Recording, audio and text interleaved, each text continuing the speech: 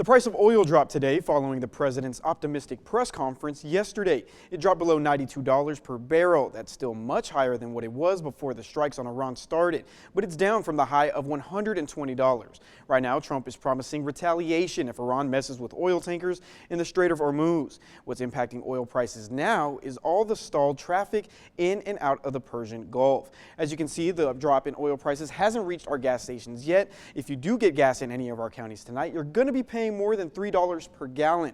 Out in Brewster County over in West Texas, they're paying nearly $4. Adrian, thank you. As of now, more than 1,300 civilians have been killed in the war, and the Pentagon says more than 100 American soldiers are now wounded. CNN's Sherelle Hubbard has updates tonight from the White House and the Defense Department. Today will be yet again our most intense day of strikes inside Iran.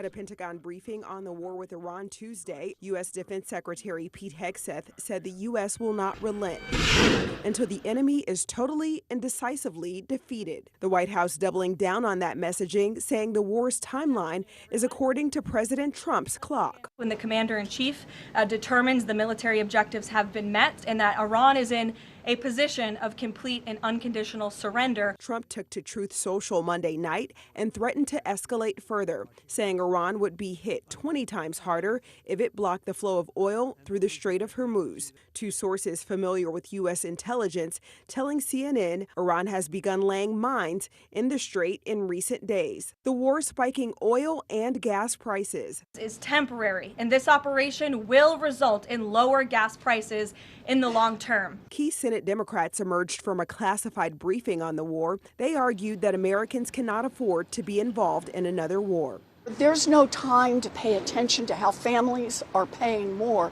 but there's $1 billion a day to go to the Middle East and drop bombs on Iran. We think this war is illegal. American troops are being injured, more than 100 injured, 7 died. And the White House says the president isn't ruling out the possibility of putting boots on the ground. I'm Sherelle Hubbard reporting.